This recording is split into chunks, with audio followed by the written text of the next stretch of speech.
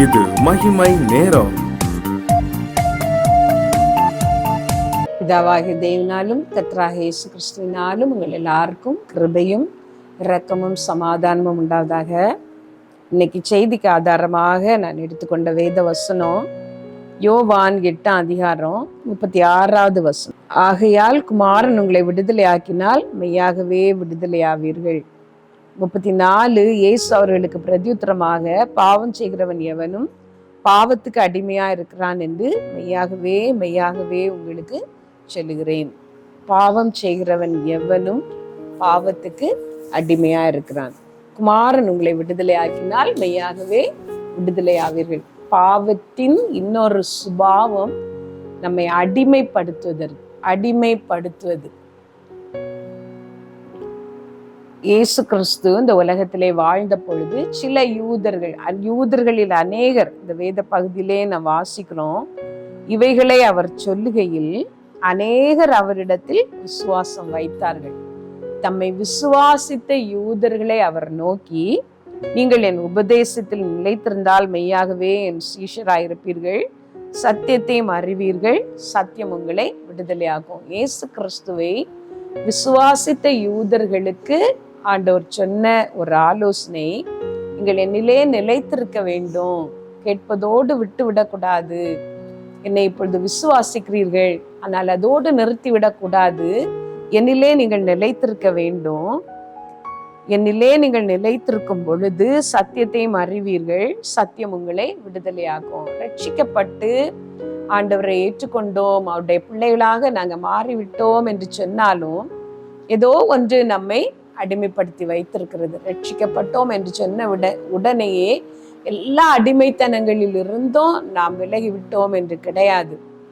ஏற்கனவே நம்மை அடிமைப்படுத்தி வைத்திருக்கிற காரியங்களிலிருந்து நாம் முழு விடுதலையையும் பெற்றுக்கொள்ள வேண்டும். அதனால்தான் இயேசு கிறிஸ்து சொன்னார், என்னிலே நீங்கள் நிலைத்திருக்கும் பொழுது நீங்கள் விடுதலையாவீர்கள். உடனே அந்த யூதர்கள் கேட்கிறார்கள், நாங்கள் இதுவரைக்கும் ஒருவருக்கும் அடிமையாகவில்லையே, நாங்கள் ஆபிரகாமின் சந்ததியார், நீங்களும் கூட அப்படிதான் நினைப்பீர்கள். இந்த உலகத்திலே எல்லா சுயாதீனத்தோடு நாங்கள் வாழ்கிறோம், எங்களுக்கு வருகிற வருமானத்திலே நாங்கள் சாப்பிடுகிறோம், நாங்கள் சம்பாதிக்கிறதுலே நாங்கள் வாழ்கிறோம், யாருக்கு நாங்கள் அடிமைப்பட்டிருக்கிறோம், நாங்கள் யாருக்கும் அடிமைப்படவில்லையே, எல்லாம் எங்களுக்கு நன்றாகத்தானே இருக்கிறது என்று சொல்லி.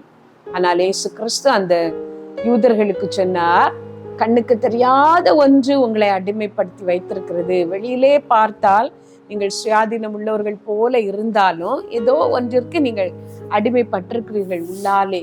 அதுதான் பாவம். பாவம் செய்கிற எவனும் பாவத்திற்கு அடிமையா இருக்கிறான். இந்த பாவத்திற்கு ஒரு வல்லமை உண்டு, நம்மை அதை அடிமைப்படுத்தி வைத்திருக்கோம். அடிமைகள் என்றால் சுயாதீனமாக எதையும் செய்ய முடியாது. அடிமைகள் என்று சொல்லும் பொழுது அவர்களுக்குரிய காரியங்களை சுதந்திரமாக அவர்கள் அனுபவிக்க முடியாது. ரட்சிக்கப்பட்டோம் என்று சொல்லுகிற நமக்கு, ஆண்டுடைய பிள்ளைகளுக்கு, இயேசு கிறிஸ்துவின் இரத்தத்தினாலே மீட்கப்பட்டவர்களுக்கு கர்த்தர் சம்பாதித்து வைத்திருக்கிற ஏராளமான நன்மைகள், ஆசீர்வாதங்கள் உண்டு. என்னுடைய சமாதானத்தையே நான் உங்களுக்கு வைத்து போகிறேன், உலகம் அது தர முடியாது, உலகத்தால் அதை கொடுக்க முடியாது என்று சொல்லி இயேசு கிறிஸ்து சொல்லி இருக்கிறார். ஆனால் அந்த சமாதானத்தை நாம் அனுபவிக்கிறோமா? அனுபவிக்க முடியவில்லை. சமாதானம், துன்மார்க்கனுக்கு சமாதானம் இல்லை என்று வேதவசனம் சொல்லுகிறது. இந்த பழைய பாவங்கள், அந்த ஜென்ம சுபாவங்கள் நம்முடைய சமாதானத்தை கெடுத்து போடுகிறது. ஆண்டவர் எல்லா ஆசீர்வாதங்களையும் சம்பூரணமாக நமக்கு சம்பாதித்து வைத்திருக்கிறார். இம்மைக்கும் மறுமைக்கும் தேவையான எல்லா நன்மைகளையும் அவர் சம்பாதித்து விட்டார். ஆனால் நாம் அதை முழுமையாக அனுபவிக்க முடியவில்லை. அனுபவிக்க முடியாமல் போவதற்கு காரணம், இந்த பாவம் நம்மை அடிமைப்படுத்தி வைத்திருக்கிறது. இந்த பாவம் நம்மை சுயாதீனமாக அனுபவிக்க விடாமல் தடை பண்ணுகிறது. அதே போல அந்த பாவம் நாம் எதை செய்ய வேண்டும் என்று விரும்புகிறது, அடிமை என்று சொன்னால் அந்த எஜமான், இந்த வேலைக்காரன் அடிமை எதை செய்ய வேண்டும் என்று எஜமான் விரும்புகிறானோ அதே தான் அந்த அடிமை செய்ய வேண்டும். அதே போல அந்த அடிமைக்கு விருப்பம் இருக்கிறதோ இல்லையோ எஜமானின் கட்டளைக்கு கீழ்ப்படிந்தே ஆக வேண்டும். அப்படிதான் நாமும் அநேக தடவைகளிலே பாவத்திலே நாம் விழுந்து விடுகிறோம். பாவம் செய்கிறவன் எவனும் பாவத்துக்கு அடிமையா இருக்கிறான் என்று சொல்லி வேத வசனம் சொல்லுகிறது. இதை கேட்கிற நீங்களும் கூட ரட்சிக்கப்பட்டீர்கள், ஆண்டுடைய பிள்ளைகளாக நீங்கள் இருக்கிறீர்கள், இயேசு கிறிஸ்துவின் கல்வாரி அன்பினால் நிரப்பப்பட்டிருக்கிறீர்கள். ஆனாலும் நீங்கள் விடுதலையோடு சுயாதீனமாய் அனுபவிக்க கூடாதபடிக்கு சில காரியங்கள் உங்களை தடை பண்ணுகிறது. ஆண்டுடைய உள்ளான அந்த சந்தோஷத்தை அனுபவிக்க உங்களுக்கு ஆசை, அந்த கர்த்தருடைய எல்லா பரிபூரணங்களையும் பெற்று அனுபவிக்க வேண்டும் என்று நீங்கள் வாஞ்சிக்கிறீர்கள். ஆனால் உங்களால் முடியவில்லை. உங்களை அடிமைப்படுத்தி இருக்கிற அந்த பாவம் தடை பண்ணி கொண்டே இருக்கிறது. குமாரன் உங்களை விடுதலை ஆக்கினால் நீங்கள் விடுதலை ஆவீர்கள். அந்த காரியங்களில் இருந்து உங்களை விடுதலையாக்க வல்லமை உள்ளவர் இயேசு கிறிஸ்து ஒருவரே தான். ஏனென்றால் மீட்கும் பொருளாக அவர் தம்முடைய ஜீவனையே கொடுத்து விட்டார், தம்மையே அவர் நமக்காக தந்து விட்டார். நாம் அனுபவிக்கும்படிக்கு சகல நன்மைகளையும் அவர் சம்பூரணமாக தருகிறவர் என்று சொல்லி வேதவசனம் சொல்லுகிறது. சம்பூரணமான ஆசீர்வாதங்களை கர்த்தர் ஏற்கனவே சம்பாதித்து விட்டார். அதை பெற்றுக்கொள்ள கூடாதபடிக்கு உங்கள் வாழ்க்கையிலே என்ன பாவம் தடையாக இருக்கிறதோ அதை கர்த்தருடைய சமூகத்திலே நீங்கள் தாழ்த்தி கேளுங்கள். ஆண்டவரே, அந்த பாவத்திலிருந்து என்னை விடுதலையாக்கும், எனக்கு பரிபூரணமான ஒரு விடுதலை தாரும் என்று சொல்லி கர்த்தரிடத்திலே கேளுங்கள். அந்த பாவத்தின் கூர் முறிக்கப்படும் பொழுது, அந்த பாவத்தின் சாபங்கள் உங்களை விட்டு விலகும் பொழுது நீங்கள் அந்த ஆசீர்வாதங்களை சம்பூரணமாக அனுபவிக்க முடியும். கர்த்தர் உங்களுக்கென்று வைத்திருக்கிற அந்த நன்மைகளை நீங்கள் சுதந்திரித்து கொள்ள முடியும். ஒரு ஊழியக்காரர் கர்த்தருடைய ஊழியத்தை செய்தவர், ஆனால் அவருடைய வாழ்க்கையிலே அவர் பண சம்பந்தப்பட்ட காரியங்களிலே ஒரு சம்பூரணத்தை அவருக்கு வெகு நாட்கள் அனுபவிக்க முடியாமல் இருந்தது. அவர் கர்த்தரிடத்திலே ஜெபித்து கேட்ட பொழுது கர்த்தர் ஒரு குறிப்பிட்ட பாவத்தை அவருக்கு உணர்த்தினார். அந்த பாவத்தை விட்டு பொழுது அவருக்கு வர வேண்டிய எல்லா நன்மைகளும் வந்து சேர்ந்தது, வர வேண்டிய எல்லா பண ஆசீர்வாதங்களும் வந்து சேர்ந்தது. அப்பொழுதுதான் அவர் உணர்ந்தார், நான் உண்மையாக இருந்தோம், என்னுடைய முன்னோர்களின் இந்த பாவம் என்னுடைய வாழ்க்கையின் ஆசீர்வாதங்களை தடை பண்ணி இருக்கிறது.